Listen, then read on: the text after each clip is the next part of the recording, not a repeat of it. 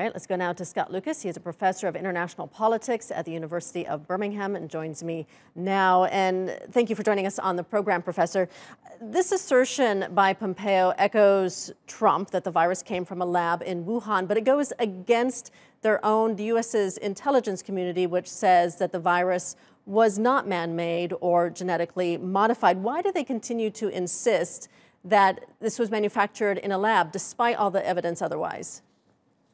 Because we're dealing with reality versus politics.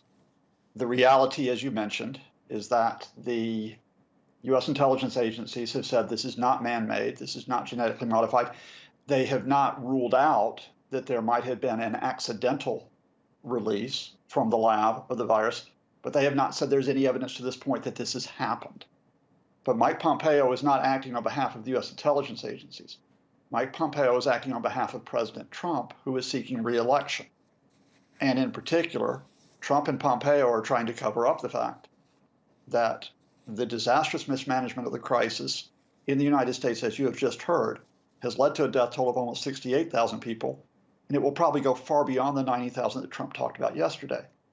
So what do? You can't say we messed up. You can't say we've caused this disaster, because then Trump won't be reelected. So what you do is you blame someone else. They have blamed the World Health Organization. They have blamed Democrats. They have blamed Europe. And of course, number one is you try to whip up the fear of China. This is not to say that the Chinese are not responsible, for example, for trying to cover up the scale of the outbreak at the start.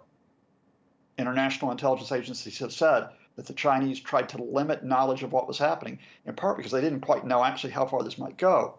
But that is far different from saying that the Chinese basically unleashed biological warfare, which is dangerously close to what Pompeo and Trump are saying, contrary to any intelligence estimate, including from the U.S. intelligence agencies.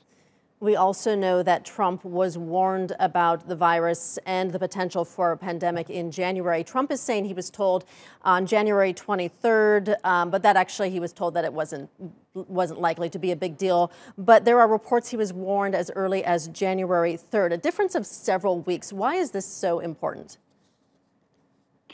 Well, first of all, let's be very clear.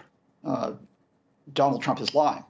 Your correspondent gave an example of other wild statements that Trump had made. For example, that the vaccine will be ready by the end of 2020, that the economy will be roaring again. Those are sort of exaggerations because Trump doesn't really have much knowledge of what's happening. But this is a deliberate lie. The Chinese informed the U.S. intelligence agencies on January 3rd. They immediately told Donald Trump, as they are supposed to do. On more than 12 occasions, he disregarded intelligence in his daily briefs about what was happening.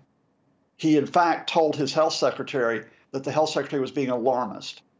Donald Trump said that the virus would be close to zero in the number of deaths in February.